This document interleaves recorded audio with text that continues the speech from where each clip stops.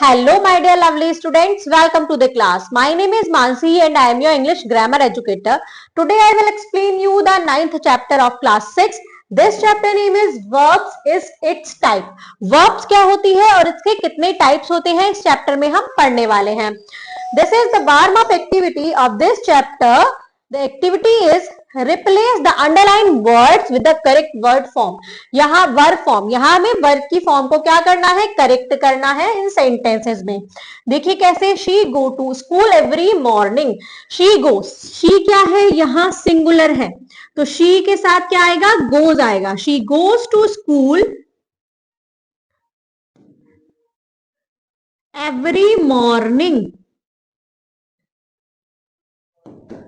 Next is she danced gracefully on stage during the performance. She dances. She भी क्या है, यहाँ पर singular है. She dances gracefully on stage during the performance.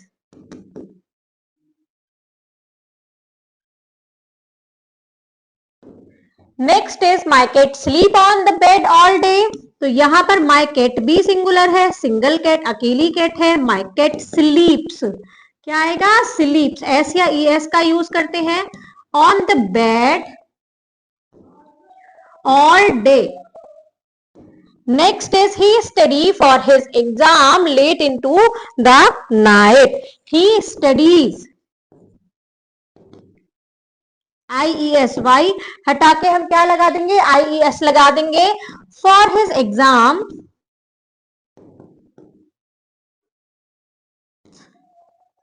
Late into the night. Next is he run 5 kilometres every day. He भी क्या है, singular है. He runs 5 kilometres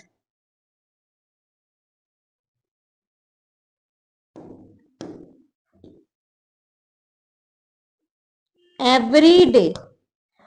Now come to the chapter. The chapter begins from here. A word that tells something about a person or thing is called a verb. एक word जो बताता है हमें person या thing के बारे में, उसको हम verb कहते हैं. Example, my uncle has a new car. यहाँ has क्या है, verb है. We were very nervous. तो यहाँ पर verb क्या है, क्या है, verb है. Mrs Sharma distributed sweet among children. तो यहाँ डिस्ट्रीब्यूटेड क्या है, वर्ब है. मिसेस शर्मा क्या कर रही है, मिठाइयां बांट रही है बच्चों में. Tips to remember, a sentence is incomplete without a verb. एक सेंटेंस इनकम्प्लीट होता है बिना वर्ब के. A verb is the most important part of a sentence. Verb सबसे इंपॉर्टेंट पार्ट होता है सेंटेंस का. We all now understand the 4 kind of verb. अब हम जानेंगे कि 4 टाइप ऑफ वर्ब के बारे में. एक होता है transitive verb. A verb which requires an object after it to complete its sense is called a transitive verb. एक वर्ब जिसको ऑब्जेक्ट की नीड होती है उसको कंप्लीट सेंस बताने में, उसको हम ट्रांजिटिव वर्ब बोलते हैं. जैसे a tiger killed a deer. एक टाइगर ने मारा. अब किसे मारा, कैसे पता चलेगा, एक डियर को. तो यहाँ एक ऑब्जेक्ट की हमें जरूरत पड़ी, एक डियर को मार दिया. The postman give a letter to my mother. अगर हम बोलते हैं पोस्टमैन गिव, तो क्या पता चलेगा, पोस्टमैन ने दिया. क्या दिया, एक लेटर. किसको, मेरी मदर को. तो यहाँ पर एक ऑब्जेक्ट की जरूरत है.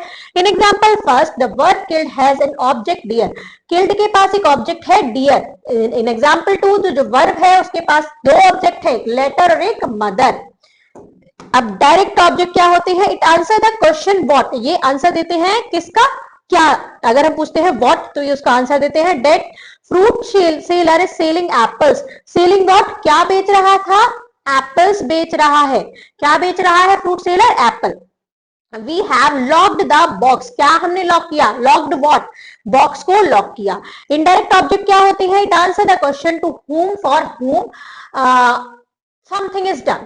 ये हमें आंसर देते हैं टू whom मतलब किसको. She gave him medicine. अब यहाँ पर क्या है, हिम, हिम क्या है, यहाँ पर ऑब्जेक्ट है, गेव मेडिसिन टू हुम, किसको मेडिसिन दी, उसको। The husband bought a new car for his wife, किसके लिए, for whom, bought new car, new books for his wife, new books किसके लिए खरीदी, अपनी वाइफ के लिए। Now tips to remember, indirect object usually comes first and direct object comes after it. जो indirect object होते हैं वो पहले आते हैं और डायरेक्ट ऑब्जेक्ट जो होते हैं वो बाद में आते हैं। If direct object comes first and indirect object comes after that, we must put preposition to before indirect object. अगर ऐसा होता है कि डायरेक्ट ऑब्जेक्ट पहले आ रहे हैं इंडायरेक्ट ऑब्जेक्ट के, तो बाद तो हम क्या करते हैं, प्रिपोजिशन लगा देते हैं इंडायरेक्ट ऑब्जेक्ट से पहले। जैसे माई फ्रेंड गेव मी फ्लावर्स, मेरे फ्रेंड ने मुझे फ्लावर दिए। अब यहाँ पे डायरेक्ट ऑब्जेक्ट भी है, इनडायरेक्ट भी है। My friend gave flowers to me, तो हम क्या लगा देंगे, मेरे फ्रेंड ने मुझे फ्लावर्स दिए। अब इंट्रांजिटिव वर्ब्स क्या होती है, a verb that does not require an object to make sense, एक वर्ब जिसमें ऑब्जेक्ट की नीड नहीं होती है किसी सेंस बनाने के लिए, उसको हम इंट्रांजिटिव वर्ब बोलते हैं। And make a good sense by itself is called an intransitive verb, और जो अपने आप में ही एक सेंस बना के रखती है उसको हम इंट्रांजिटिव वर्ब बोलते हैं। जैसे the master shouted, they are singing. अब आते हैं हम नेक्स्ट पॉइंट पर, इनकम्प्लीट वर्ब और verb of incomplete predication. A verb that does not require an object but some other words to make complete sense is called incomplete verb or verb to incomplete predication। जो जिन sentence को object की जरूरत नहीं होती लेकिन कुछ other words की जरूरत होती है उनको हम इनकम्प्लीट वर्ब्स बोलते हैं। जैसे the child is, the girl seen, my father looked, the dog was. यहाँ पर भी इनको किसकी जरूरत है, किसी अदर वर्ड्स की जरूरत है। जैसे द चिल्ड्रन इज क्राइंग, बच्चा रो रहा है।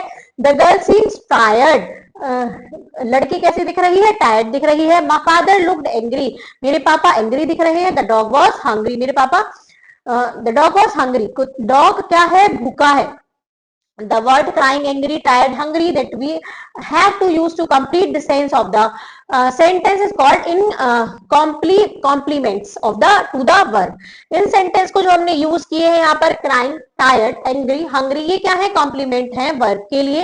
Put appropriate complements to the verb to make complete sense। यहाँ पर हमें कॉम्प्लीमेंट्स लगाने हैं। The teacher looked at me, the magician is coming, he appears to us। आइए देखते हैं,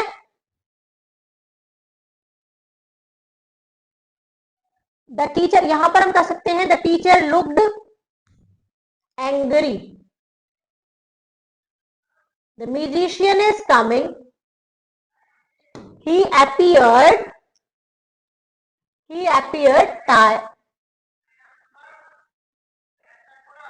hungry।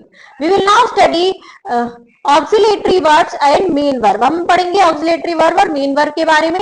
Auxiliary verb are used with another verb, mean verb to make tense, possessive forms etc। My mother was eating food, ये क्या है, यहाँ पर was है auxiliary verb और eating है mean verb। तो ये क्या होते हैं, auxiliary verb यूज किए जाते हैं main with another verb, main verb के साथ यूज किए जाते हैं make sense।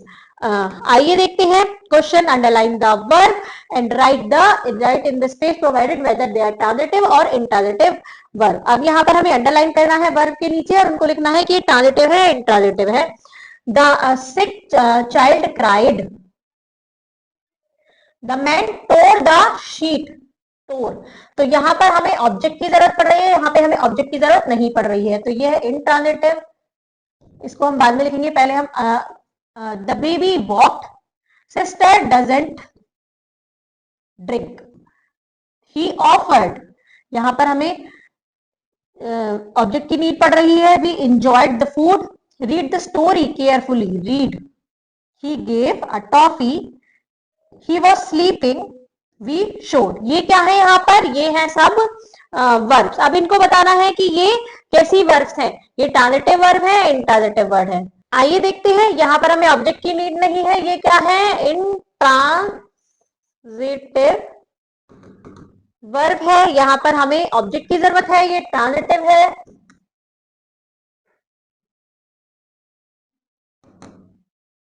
The baby walked, ये इंट्रांजिटिव है, यहाँ ऑब्जेक्ट की जरूरत नहीं है।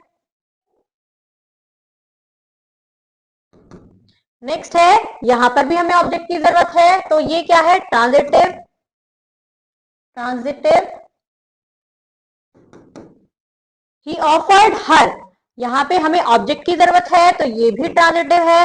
ही एंजॉयड द फूड, किसको एंजॉय कर रही है, फूड को, ये भी ट्रांजिटिव है। रीड द स्टोरी, क्या पढ़ो, स्टोरी पढ़ो, तो ट्रांजिटिव है, इसमें भी ऑब्जेक्ट की जरूरत है। शी गेव अ टॉफी, यहाँ पे ऑब्जेक्ट की जरूरत है, यहाँ पे भी ट्रांजिटिव है। He was sleeping all day long, यहाँ ही वॉज स्लीपिंग भी कर सकते हैं, यहाँ ऑब्जेक्ट की जरूरत नहीं है, ये क्या है, intransitive. He showed hard photo of her house, तो यहां पर उसने क्या दिखाया, तो ये ट्रांजिटिव है, इसमें ऑब्जेक्ट की नीड है।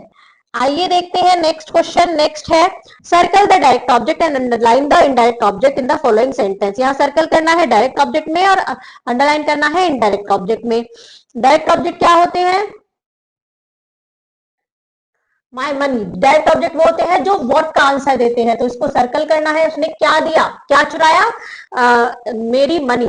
ही बॉट मी, मी क्या है, इनडायरेक्ट ऑब्जेक्ट है। फ्लावर यहाँ डायरेक्ट ऑब्जेक्ट है, सम फ्लावर्स।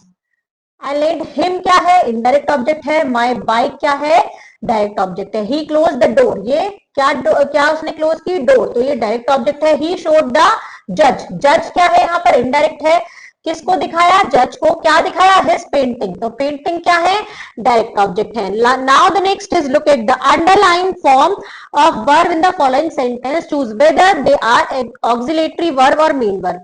हमें बताना है कि जो अंडरलाइन वर्ड्स है ये ऑक्सिलेटरी वर्ब है या मेन वर्ब है। Do you have any keys, have क्या होता है, do you have your keys, यहाँ पर ये मेन वर्ब का काम कर रही है, क्या तुम्हारे पास कीज है। Rekha has been waiting for 5 hours, तो ये क्या है, ऑक्सिलेटरी वर्ब है। The participant have perform, participants ने क्या किया, परफॉर्म्ड किया, तो हैव क्या है, ऑक्सिलेटरी वर्ब है। परफॉर्म्ड क्या है, यहाँ पर मेन वर्ब है। Look at the bus is going, we have to run, हमें भागना होगा, तो भागना, we have to run. Have यहाँ पर क्या है, auxiliary. Megha had fracture, Megha के एक फ्रैक्चर हो गया। She was 8 year when she was 8 year old, तो हेड क्या है, auxiliary. They have a cat, उनके पास एक कैट है, यहाँ हैव क्या हो जाएगी, मेन वर्ब हो जाएगी। आइए देखते हैं next, will you come, will you come, तो यहाँ क्या है, ये ऑक्सिलेटरी है। और हाउ मच इज इट, तो यहाँ इज क्या है, ऑक्सिलेटरी है। I am hungry, am auxiliary है। They will lend your resources, will क्या है, यहाँ पर ऑक्सिलेटरी है। आइए चलते हैं, speaking skills, practice auxiliary verbs with your classmate, आपको प्रैक्टिस करनी है ऑक्सिलेटरी वर्ब की अपनी क्लासमेट के साथ। Frame different sentence using them, अलग अलग सेंटेंस बनाने हैं उनको यूज करके। You will observe that they can never stand alone in a sentence, आप देख सकते हैं कि वो अकेले खड़े नहीं हो सकते। I shall not tell a lie. Now listening skill is your teacher will read out a few sentence, write the main and auxiliary verb in the column. आपके टीचर को सेंटेंस पढ़ेंगी, उसमें से आप मेन वर्ब और auxiliary verb को अलग अलग करेंगे। Life skill is auxiliary verb supports main verb to make sense. Likewise when we support somebody they grow and make progress, auxiliary verb support करती है मेन वर्ब को सेंस बनाने के लिए। ऐसे ही जब हम किसी को सपोर्ट करते हैं तो वो ग्रो करते हैं और प्रोग्रेस करते हैं। Discuss with your partner how can you support other to achieve their goal, आप अपने पार्टनर के साथ डिस्कस कीजिए कि आप कैसे हेल्प कर सकते हैं दूसरों की अपने उनके गोल को अचीव करने में। Thank you students.